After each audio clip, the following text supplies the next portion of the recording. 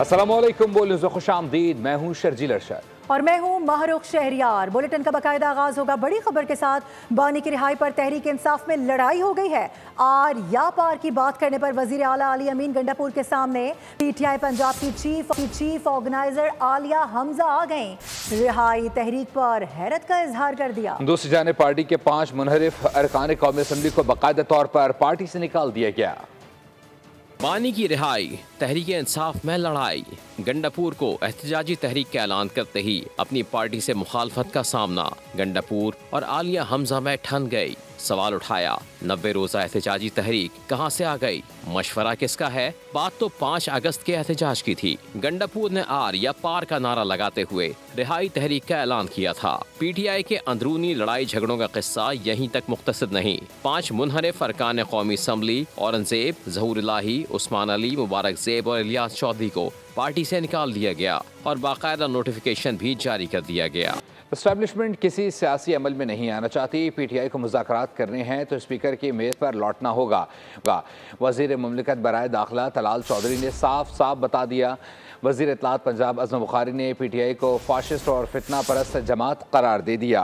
साथ ही साथ बोली कि अली अमीन के मुँह से सिर्फ गलत बात ही निकलती है। 90 दिन का प्लान गंडापुर ने अपनी नौकरी बचाने के लिए मांगा है।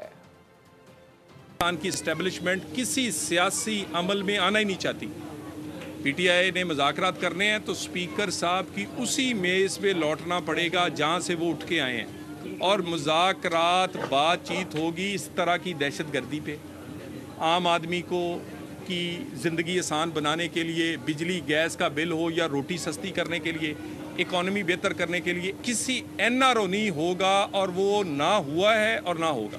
पाकिस्तान की तारीख में इससे बड़ी फाशिस्ट, इससे बड़ी फितना, इससे बड़ी जो दहशतगर्द जमात है वो शायद ही कभी पाकिस्तान की तारीख में आई हो। तहरीक इंसाफ फसाद पार्टी के लिए किसी को कुछ करने की ज़रूरत नहीं, अपने लिए काफ़ी है। ये जो 90 दिन की डेडलाइन दी है, ये गंडापुर साहब ने अपनी पार्टी को और अपनी लीडरशिप को दी है कि उनको 3 महीने और काट लेने दें। वज़ीर आला की तरह अच्छे बच्चों की तरह आएंगे, मोस्ट वेलकम। अगर कंटुट्टे और गुंडों की तरह आएंगे तो फिर आपको पता है कि उसका पंजाब पुलिस के पास जो है वो हर तरह का इंतजाम मौजूद होता है। इस्टेब्लिशमेंट को पुकार रहे हैं कि मेरी बात सुन लो। ये कहता था आप एनआरओ मांग रहे हैं, आप तो एनआरओ मांगना चाहते हैं। सिर्फ यही नहीं, आपको बताएं कि मौलाना फजल रहमान के भाई इंजीनियर ज़ियाउर रहमान ने वज़ीर आला खैबर पख्तूनख्वा अली अमीन गंडापुर का इलेक्शन लड़ने का चैलेंज कबूल कर लिया है। इंजीनियर ज़ियाउर रहमान ने अली अमीन गंडापुर को मुखातिब करते हुए कहा कि तुम्हारा चैलेंज कबूल करता हूँ। मौलाना फजल रहमान से पहले मुफ्ती महमूद के उसके बेटे से मुकाबला करके दिखाओ। उन्होंने कहा कि मौलाना फजल रहमान ने तुम्हारे लीडर को इक़्तिदार की कुर्सी से घसीट कर निकाला था। अपने भाई से इस्तीफ़ा दिलवा कर उनका मुझसे मुकाबला कराओ। इंजीनियर ज़ियाउर रहमान ने कहा कि अली अमीन गंडापुर के अंदाज़े गुफ्तगू और तकलीफ से अंदाज़ा हो रहा है कि उनके चल चलाव का वक्त आ चुका है। खैबर पख्तूनख्वा की अक्सरियत वज़ीर आला अली अमीन गंडापुर को सूबे का वज़ीर आला नहीं देखना चाहती। ताज़ा तरीन सर्वे ने केपी की इंतज़ामी कारकर्दगी का भांडा फोड़ दिया है। अवाम कहते हैं अब सिर्फ वादे नहीं, नताइज चाहिए। खैबर पख्तूनख्वा में हुकूमती कारकर्दगी से अवाम मायूस। पीटीआई के अपने वोटर्स ने भी अदम एतमाद का इजहार किया। ताज़ा सर्वे ने केपी हुकूमत की कारकर्दगी को आश्कार कर दिया। सर्वे के नताइज ने तरक्की, सहूलतों और एहतसाब के वादों की कलाई खोल दी। खैबर पख्तूनख्वा में 84% अफराद कानूनी निज़ाम से नाखुश हैं। 74% अफराद को बुनियादी ज़रूरत पानी और तालीम मैसर नहीं। 66% को गैस नहीं मिल रही, जबकि 49% बिजली से परेशान हैं। 43% अवाम कहते हैं कि मौजूदा हुकूमत के दौर में कोई नया मंसूबा शुरू नहीं हुआ। 52% लोग करप्शन से परेशान हैं, जबकि 71% पुरानी हुकूमत की इंक्वायरी चाहते हैं। 59% बेरोजगारी से तंग हैं और 67% अवाम ने माशी पॉलिसियों को नाकाम करार दे दिया। अवाम ने सर्वे में वाज़े किया कि खैबर पख्तूनख्वा हुकूमत को अब बातों के अलावा काम भी करना होगा। उधर पंजाब असम्बली में 26 अपोजिशन अरकान के मामले पर मुज्तबा शुजाउर रहमान ने कहा है कि मुज़ाकरात अब भी जारी हैं, काफ़ी चीज़ें तय नहीं हुई हैं, जबकि बिलाल यासीन ने गंडापुर को गंदा बच्चा ना बनने का मशवरा दे दिया। हमारा ये सारा सेशन रहा है इस असम्बली की हुर्मत के लिए, इस असम्बली की इज़्ज़त व वक़ार को मजरूह नहीं होना चाहिए। इस चीज़ पे हमने उनसे बात की है, अपोजिशन के अपने कॉलीग से, भाइयों से, और बड़ी अच्छे तरीके से उन्होंने भी बहुत सारी बातों पे एग्री किया है। मगर ये है कि अभी हम इस पे फर्दर हमारी 1 या 2 और मीटिंग्स होंगी, जिसके बाद मामलात जो हैं वो फाइनलाइज होंगे। 1-2 सेशन हमारे एक्सपेक्टेड हैं कि और होंगे, तो उसके बाद लगता ये है, और अगर अल्लाह ताला को मंजूर हुआ कि हमें अपनी जो सिमत है उसको दुरुस्त रास्ते पे लेके जाना है। अली अमीन गंडापुर अपने कॉन्ट्रैक्ट की कंटिन्यूटी ले गए, वो आए थे और बड़ा अच्छा बच्चा बन के यहाँ से रवाना हुए। डायलॉग में ही सियासी चीज़ें हल की तरफ जाती हैं। 26 अरकान की रुकनीत मुअत्तली के मामले पर स्पीकर से पहले मुलाकात हुई थी। आइंदा कुछ रोज़ में दोबारा मुलाकात होगी। Opposition leader Punjab assembly Malik Ahmad की मीडिया से गुफ्तगू, कहा कि रूल्स प्रोसीजर से मुताल्लिक इजलास हो रही हैं। पाकिस्तान की जो सस्पेंशन का मामला है उसके हमारी आज से 2-3 दिन पहले एक स्पीकर साहब के साथ एक हेयरिंग हुई और उसके बाद ये फैसला हुआ कि दोबारा मुलाकात की जाएगी। उस सिलसिले में under the chair speaker Punjab assembly हमारी दूसरी एक मीटिंग हुई और उसमें स्पीकर साहब ने ये कहा कि आपको असम्बली की जो रूल्स एंड प्रोसीजर की बालादस्ती है उस पे आपको दोनों को फ्रीकैन को आना चाहिए। नेक्स्ट मीटिंग पे हम लेके गए जो कि अगले 2 या 3 दिन में डेट का ऐलान हो जाएगा। हम दोबारा एक और सिटिंग करेंगे। अपडेट करेंगे आपको। चीफ इलेक्शन कमिश्नर की सरबराही में इलेक्शन कमीशन में खैबर पख्तूनख्वा असेंबली की मखसूस नशिस्तों के मामले पर समाअत। नून लीग ने JUI को इजाफी मखसूस नशिस्त मिलने पर एतराज़ उठा दिया है। JUI का मौक़िफ़ है कि नून लीग में एक आज़ाद उम्मीदवार आइनी मुद्दत गुजरने के बाद शामिल हुआ है। ये मामला क्या है, रोशनी डाल रहे हैं फ़हद चौधरी। जी बिल्कुल, खैबर पख्तूनख्वा असेंबली में मखसूस नशिस्तों की अलाटमेंट के मामले पर पेशावर हाई कोर्ट के हुक्म की रोशनी में आज इलेक्शन कमीशन के 5 रुकनी इस मामले की समाअत की, जिसमें खैबर पख्तूनख्वा असेंबली में जितनी भी मखसूस नशिस्तें जिस जमात को अलाट की गई हैं उन तमाम को नोटिस जारी किए गए थे। मुस्लिम लीग नून, जमीयत उलमाए इस्लाम, पीपल्स पार्टी, PTI पार्लियामेंटेरियंस जो है आज इलेक्शन कमीशन में पेश हुए। मुस्लिम लीग नून के वकील ने यह मौक़िफ़ अपनाया कि खैबर पख्तूनख्वा असेंबली में मुस्लिम लीग नून की जनरल नशिस्तें 7 हैं और जमीयत उलमाए इस्लाम की भी जनरल नशिस्तों की तादाद 7 है, जिसकी बिना पर मखसूस नशिस्तें बराबर तकसीम होना चाहिए थी। लेकिन KPK असेंबली में नून लीग को 8 और JUI को 10 मखसूस नशिस्तें अलाट कर दी गई, जिस पर JUI के वकील कामरान मुर्तज़ा ने यह मौक़िफ़ अपनाया कि एक आज़ाद उम्मीदवार जो मुस्लिम लीग नून में शामिल हुआ था, कामरान आवान, वो आइनी मुद्दत 3 रोज़ की जो है वो मुकम्मल होने के बाद शामिल हुआ था, जिसकी वजह से मखसूस नशिस्तों की अलाटमेंट जो है वो डिस्टर्ब नहीं हो सकती। जिस पर इलेक्शन कमीशन ने यह इस्तफसार किया कि अगर ज़िमनी इलेक्शन में कोई जमात ज़्यादा नशिस्तें हासिल कर ले या उसकी नशिस्तों की तादाद कम हो जाए तो क्या मखसूस नशिस्तों की जो अलाटमेंट है वो डिस्टर्ब होगी, मुतासिर होगी। जिस पर तमाम वकीलां ने कहा कि ऐसा नहीं हो सकता। एक बार मखसूस नशिस्तें अलाट हो जाए तो उसके बाद उसकी तकसीम जो है वो मुतासिर नहीं हो सकती। दूसरी जानिब पीपल्स पार्टी के वकील नैयर बुखारी ने यह मौक़िफ़ अपनाया कि यह मामला JUI और नून लीग के दरमियान है, पीपल्स पार्टी का इसमें कोई एतराज़ नहीं है। जिस पर इलेक्शन कमीशन ने तमाम जमातों के वकला के दलाइल सुनने के बाद फैसला महफूज कर लिया है। बहुत शुक्रिया अपडेट करने के लिए। बात करेंगे स्टॉक मार्केट से मुताल्लिक। पाकिस्तान स्टॉक एक्सचेंज में नई तारीख रकम 100 इंडेक्स पहली बार 1,35,000 की सतह अबूर कर गया है। इस वक्त स्टॉक मार्केट से हमारे नुमाइंदे कफील अहमद हमें ज्वाइन करेंगे। कफील, बताइएगा। स्टॉक मार्केट की तारीख का एक और नया रिकॉर्ड बना है मार्केट के अंदर और 1,35,000 का जो लेवल था वो मार्केट अबूर करने में कामयाब रही है। क्या कारोबार के पहले दिन क्या सेंटिमेंट है मार्केट में? मेरे साथ स्टॉक एनालिस्ट शहरियार भट्ट हैं। शहरियार, मार्केट सेंटिमेंट क्या है? इतने ज़्यादा रिकॉर्ड्स बन रहे हैं और जो तेज़ी का तसलसल है वो जारी है। देखिए, मेन ट्रिगर्स मार्केट के जो पाकिस्तान के पॉजिटिव इकोनॉमिक इंडिकेटर हैं वही मार्केट को ड्राइव करें। कंटिन्यू आप देखें हमारे रिजर्व $20 बिलियन से अपसाइड के ऊपर गए। हमने IMF की कंडीशन को मीट कर लिया है। साथ साथ एक्सटर्नल फाइनेंसिंग गैप के हवाले से हमेशा से क्वेश्चन होते थे, पाकिस्तान ने सारी जो भी कंडीशन थी वो फुलफिल कर ली हैं और बजट भी मार्केट ने उसको काफ़ी ज़्यादा वेलकम किया है। साथ साथ हम देख रहे हैं कि जो रिजल्ट सीजन है वो मार्केट को इस वक्त ड्राइव कर रहा है। एक निजी बैंक का रिजल्ट आया, आउटस्टैंडिंग रिजल्ट आया, ऑलमोस्ट डबल उन्होंने रिजल्ट दिए, डिविडेंड्स भी अच्छे दिए। इन्वेस्टर ये एक्सपेक्ट करें कि आने वाले रिजल्ट सीजन में काफ़ी अच्छे रिजल्ट आएंगे, डिविडेंड भी अच्छे आएंगे, कैपिटल गेन भी होगा और यकीन तौर पर जो स्टॉक मार्केट में जो शेयर्स हैं अभी भी उनकी वैल्यू उनको बहुत ज़्यादा चीप लगती है और यही वजह कि इन्वेस्टर हर निचले लेवल पे मार्केट जहाँ भी डिप्स आती हैं बाइंग अपॉर्चुनिटी जनरेट होती हैं और अपने पोर्टफोलियो को रियलाइन कर रहे हैं। ठीक है जी, ये शरियार भट्ट मेरे साथ मौजूद है जिनका कहना है कि मार्केट में रिकॉर्ड्स बनने का जो सिलसिला है वो जारी है और कंपनीज के रिजल्ट्स हैं और जो बैंकिंग शोबा है इसके अलावा जो दीगर शोबे जाते हैं वो बहुत अच्छे परफॉर्म कर रहे हैं और यही वजूहत है कि मार्केट में रिकॉर्ड्स बन रहे हैं। जी ठीक है, कफील अभी अपडेट कर रहे थे, इसी दौरान बड़ी खबर भी आ गई है। पाकिस्तान स्टॉक मार्केट में कारोबार का पहला दिन है, दूसरा बड़ा रिकॉर्ड कायम हुआ है। 100 इंडेक्स 1,36,000 की सतह भी उबूर कर गया है। ट्रेडिंग के दौरान 1800 से ज़ायद पॉइंट्स का इजाफा रिकॉर्ड किया गया है। मार्केट 1,36,140 पॉइंट्स की नई रिकॉर्ड सतह पर इस वक्त ट्रेड कर रही है। पाकिस्तान स्टॉक मार्केट में कारोबार का पहला दिन है, दूसरा बड़ा रिकॉर्ड कायम हुआ है। 100 इंडेक्स 1,36,000 की सतह भी उबूर कर गया है। ट्रेडिंग के दौरान 1800 से ज़ायद पॉइंट्स का इजाफा रिकॉर्ड किया गया है, जबकि मार्केट 1,36,140 पॉइंट्स की नई सतह पर इस वक्त ट्रेड कर रही है। आपको बता दें कि पाकिस्तान स्टॉक मार्केट में कारोबार का पहला दिन है, ऐसे में देखा जा रहा है कि आज में एक और नया रिकॉर्ड कायम हुआ है। इससे कबल जो रिकॉर्ड बना था उस पर कफील अहमद अपडेट कर रहे थे। वज़ीर-ए-आज़म का स्टॉक मार्केट की बुलंद तरीन सतह पर इजहार मुसर्रत। शहबाज शरीफ ने पाकिस्तान स्टॉक एक्सचेंज के 1,35,000 पॉइंट्स की सतह अबूर करने पर खुशी का इजहार करते हुए इस अमर को मईशत पर एतमाद का मजहर करार दिया है। कहा, हुकूमती पॉलिसियाँ दुरुस्त समत में गामजन हैं, मुल्क तरक्की की राह पर जा रहा है। आपको अपडेट करते चलें, स्टॉक मार्केट की नई तारीख पर वज़ीर-ए-आज़म शहबाज शरीफ ने भी बयान जारी किया। उन्होंने कहा है कि इस वक्त स्टॉक एक्सचेंज 1,35,000 सतह की पॉइंट्स को अबूर कर चुका है, जो कि खुशी का मजहर है।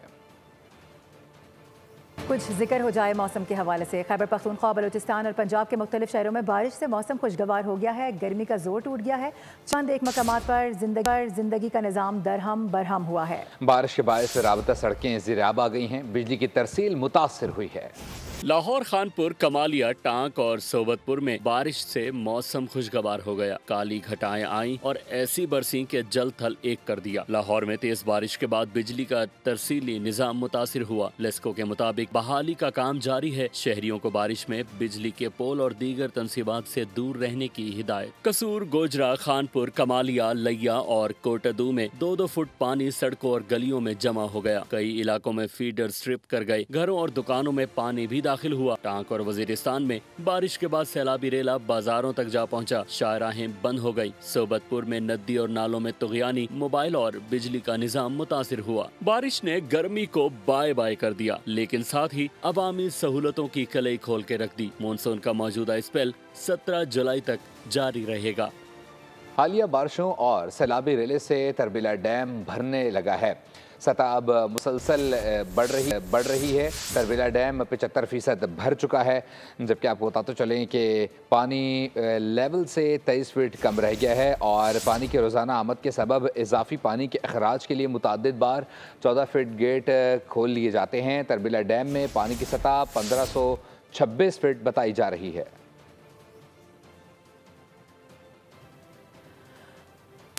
रुक करते हैं लाहौर का, जहां पर होने वाली बारिश से सड़कों पर ट्रैफिक की रवानी कुछ मुतासिर हुई है। बारिश ने जारी तरक्याती कामों को शहरियों के लिए जहमत बना दिया है। जगह जगह पर खुदाई जारी है। सड़कें पानी भरने से शहरी मुश्किलात का शिकार हो रहे हैं। इसी हवाले से बात करेंगे, हमारे साथ मौजूद हैं अब्दुर्रहमान। क्या किया जा रहा है इस सिलसिले में? अजमेर शहर में सुबह से हल्की बारिश का सिलसिला जारी है। बारिश के साथ ही लेस्को के 75 फीडर जो हैं वो ट्रिप कर गए, जिसकी वजह से कारोबारी सरगर्मियाँ जो हैं वो शदीद मुतासर होने से शहरियों को शदीद मुश्किलात का सामना है। लेस्को के फीडर ट्रिप करने के साथ ही वासा को बिजली की सप्लाई भी बंद होने से जो वासा के ट्यूबवेल हैं वो भी बंद हो गए। और यहाँ ये बताता चलूँ कि इस वक्त शहर के उन इलाकों में ख़ास तौर पर पानी जमा हो चुका है। आप मेरे पीछे देख सकते हैं, जहाँ पे तरक्याती कामों का सिलसिला जारी किया गया था और इस सिलसिले में मानसून को बिल्कुल भी नज़रअंदाज किया गया कि मानसून भी आना है और तरक्याती कामों के साथ ही यहाँ पे पानी भी खड़ा होना है। और शहर के मुतअद्दिद ऐसे मकामात पर खुदाई की वजह से शहरियों को शदीद मुश्किलात का सामना है। पानी जगह जगह खड़ा होने की वजह से भी शहरियों को शदीद मुश्किलात का सामना है। इस वक्त शहर का दर्जा हरारत जो है 31 डिग्री सेंटीग्रेड रिकॉर्ड किया गया है, जबकि 9 किलोमीटर फ़ी घंटा की रफ्तार से हवाएं चल रही हैं और महकमा मौसमियात के मुताबिक आज रात गए तक ये बारिश का सिलसिला जारी रहेगा। जी बहुत शुक्रिया अपडेट करने के लिए। रुक करेंगे फैसलाबाद का। फैसलाबाद की तहसील डैशकोट के मौसम की बात की जाए तो मानसून के धुआंधार स्पेल्स जारी हैं। दर्जा हरारत में नुमाया कमी से मौसम खुशगवार, ताहम देही जिंदगी इंतहाई मुश्किलात का शिकार हो चुकी है। मजीद बता रहे हैं नुमाइंदा बोल न्यूज़ राना बिलाल। बिलाल अपडेट कीजिएगा। फैसलाबाद डिजकोट के आज के मौसम की बात की जाए तो गुज़श्ता 3 दिन शदीद गर्मी और हबस का राज बरकरार रहा। तहम आज फिर से मूसलाधार बारिश का आगाज़ हो चुका है। इस वक्त आसमान पर बादलों की गिन जारी है और वक्फे वक्फे से बिजली भी चमक रही है। इसके साथ ठंडी और तेज़ हवाएं भी चल रही हैं, जिसकी वजह से दर्जा हरारत में नुमायाँ कमी वाक़ई हो गई है और मौसम इंतहाई खुशगवार हो चुका है। मौसम का हाल बताने वालों की बात की जाए तो उनकी तरफ से आज और कल मज़ीद बारिशों की तवक्को ज़ाहिर की गई है। इसके साथ अगर मौसमी फ़सलों की बात की जाए तो मौसमी फ़सलें बारिश से इंतहाई ज़्यादा मुतासर हुई हैं। बेशतर फ़सलों में पानी खड़ा है। तिली की तैयार फसल, जवार और चरी की जो तैयार फसलें थीं वो ज़मीन बोस हो चुकी हैं और शहरी सख्त परेशान हैं, क्योंकि यहाँ डिजकोट में जो बारिश रहमत की बजाय जहमत बन चुकी है। इसके साथ अगर इंतज़ामिया की बात की जाए तो इंतज़ामिया हाथ पर हाथ धरे बैठी है और इंतज़ामिया की तरफ से बर वक्त निकासी आपका कोई इंतज़ाम नहीं किया जाता। जी बहुत शुक्रिया आपका। आगे बढ़ के आपको बताएं कि लाहौर के लाफ्टर योगा की सोशल मीडिया पर धूम है। योगी हजरात वर्जिश के साथ साथ खुलकर हंसते हैं। ट्रेनर भोला का कहना है कि ऊंची आवाज़ में हंसने से गले की बीमारियां दूर हो जाती हैं। तफसीलात बताएंगे अफजाल अब्बासी। जी बिल्कुल, लाहौर के शालामार बाग में धूप हो, बारिश हो, मौसम जैसा भी हो, लेकिन जो योगा करने वाले हैं वो नहीं रुकते और वो हर सूरत योगा करते हैं। मौसम की सख्ती को जो है वो आड़े नहीं आने देते और सोशल मीडिया पर आजकल चर्चे हैं जुल्फ़कार भोला के और वो हमारे साथ मौजूद हैं। भोला चिट्टा जी, बताएं कि क्या ऐसा जज्बा है कि आप बारिश में भी नहीं रुकते, धूप में भी नहीं रुकते, योगा मुसलसल करते हैं और वो भी शोर वाला? हाँ जी, ये लोगों की मोहब्बत है जी, लोगों का प्यार है और सारे देखें ये आपके सामने खड़े हुए हैं, इनको चस्का पड़ गया है। जिस तरह चस्का नहीं होता कीमे वाला नान खान ते दिल करता है ना, यह भी चस्का पै गया इन्होंने हुण। तो बोल के नाज़रीन को भी जरा अपना शोर शराबे वाला योगा करके दिखाओ। शाबाश। 1 2 5 चलने लगा। कैसे चलता है?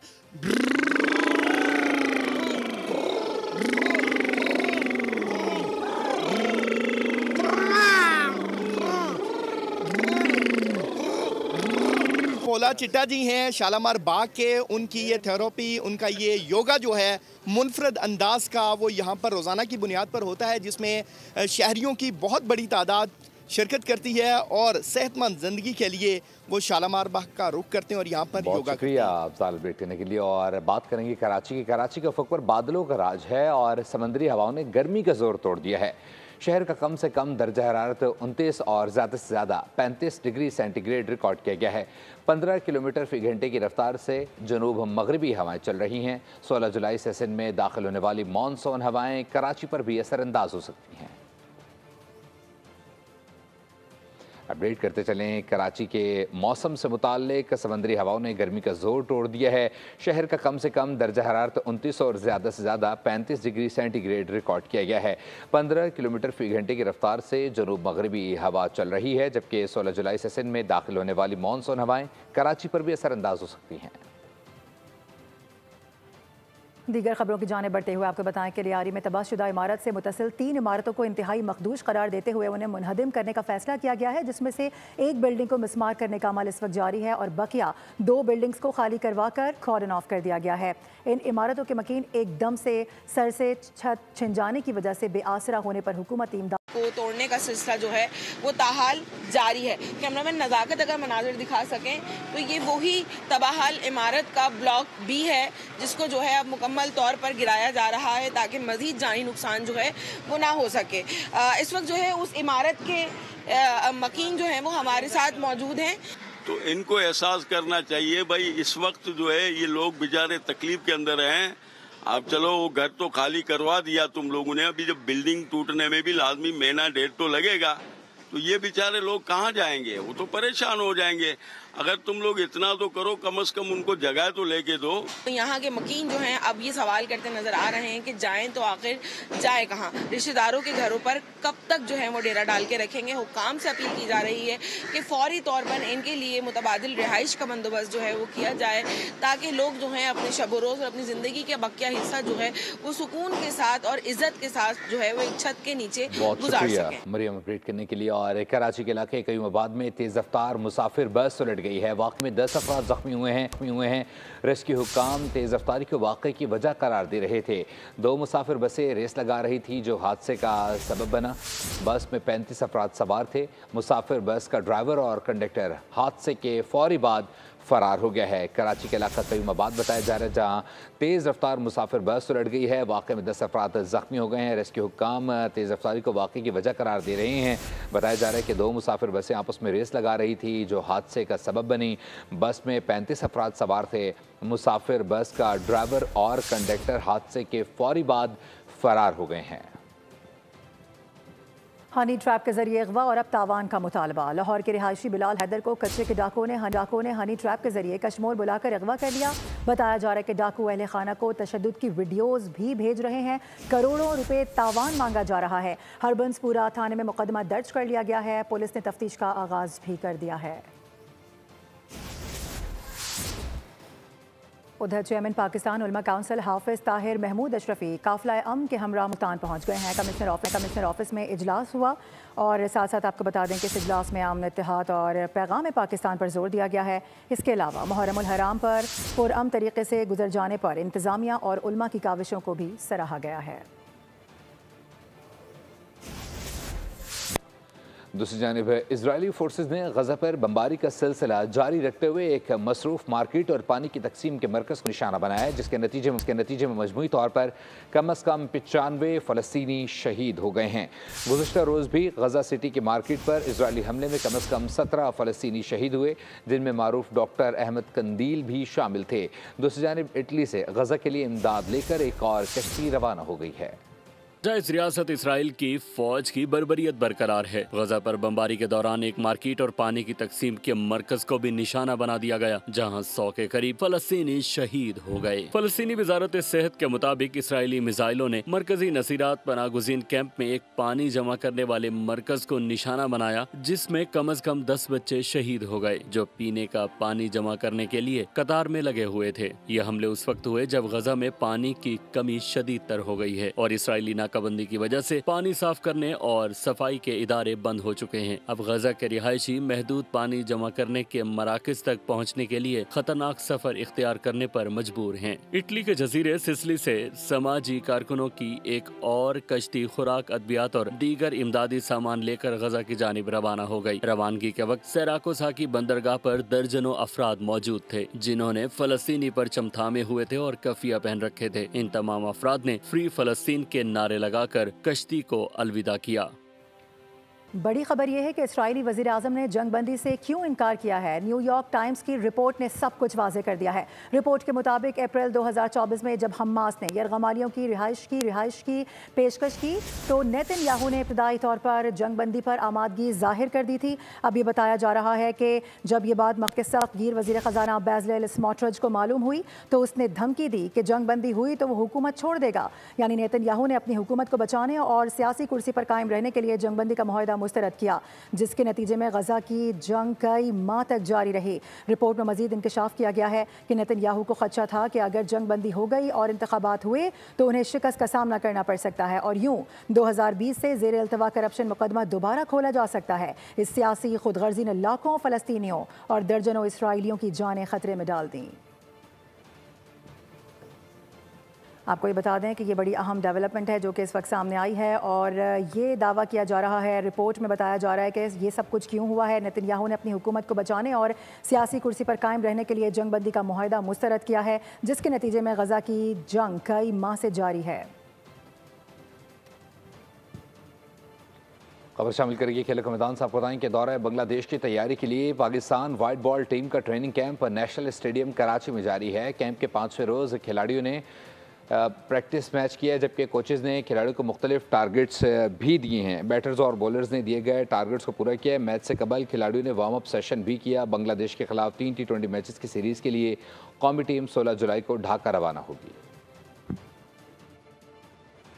न्यूज़ स्टूडियो से फिल वक्त के लिए इतना ही। विजिट कीजिए bolnews.com और देखते रहिए बोल।